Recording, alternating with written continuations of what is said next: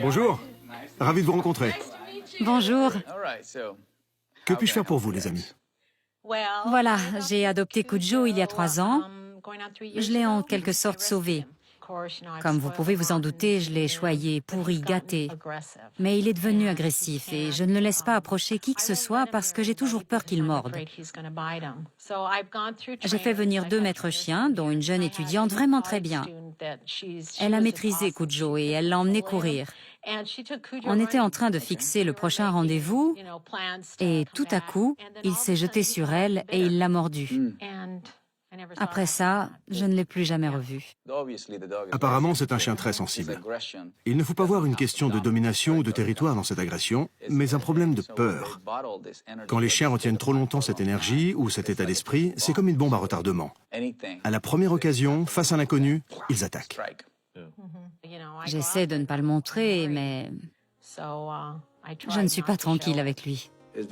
Pour moi, il est évident que ce qui a provoqué ce changement, ce qui a nourri son agressivité, c'est le fait d'être avec une personne très nerveuse, qui a des problèmes physiques et qui souffre. Ce chien ressent le besoin de protéger. À l'aide. Je vais faire de mon mieux. César demande à Marie de faire rentrer son labrador et de rester elle aussi à l'écart. À présent, il est prêt à se mettre au travail. Lorsque je rencontre pour la première fois un chien comme Cujo, je commence par étudier sa réaction quand quelqu'un s'approche de la fenêtre ou de la porte. Que manifeste-t-il?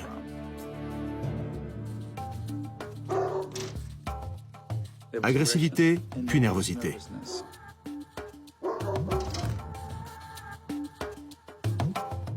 J'ouvre un peu la porte coulissante pour qu'il se serve de son nez, et pas de ses yeux. Ce que j'attends des chiens, c'est qu'ils me sentent physiquement et émotionnellement. Une fois qu'ils ont senti votre odeur et ressenti l'énergie que vous dégagez, ils savent quel rôle vous allez jouer. Comme il est grand, il a vite fait de se retrouver à hauteur de votre visage. Par mesure de précaution, César utilise une raquette légère pour se prémunir contre une éventuelle attaque de Cujo quand ils vont se retrouver face à face. Il est très sensible. On y va. Petit grondement. On le voit gronder. Maintenant, je vais bouger. Et voilà. C'est tout à fait lui.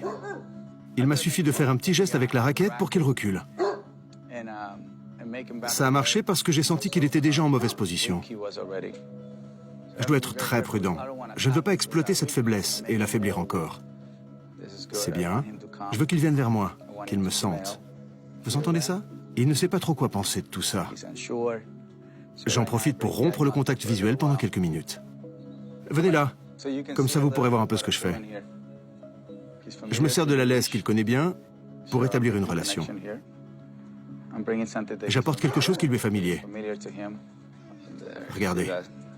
Ça, c'est une manifestation d'insécurité avec soumission. Vous comprenez? Il se rend. Il n'a pas peur. Voyez son regard. Totalement statique. Muet. Comme lorsqu'il est dans l'expectative, qu'il ne sait pas trop à quoi s'attendre.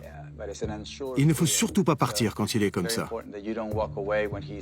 Si vous voulez partir, vous attendez qu'il fasse un truc comme ça. Il y a très peu de gens qui savent interpréter le silence chez les chiens parce qu'on vit dans un monde submergé par toutes sortes de bruits. Le grognement fait fonction d'avertissement chez le chien. Mais Monsieur Cujo, lui, il fait ça. Et si vous n'interprétez pas ce regard muet comme un très grand bruit, vous risquez d'y laisser des plumes.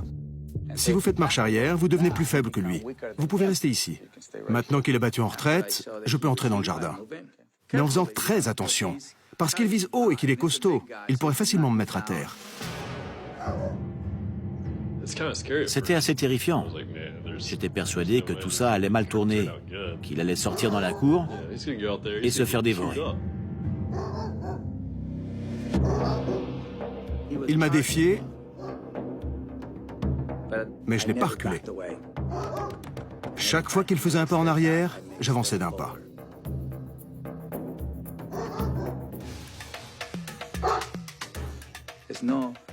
Si vous voulez aider un animal, il ne faut pas être nerveux. Il ne faut pas douter.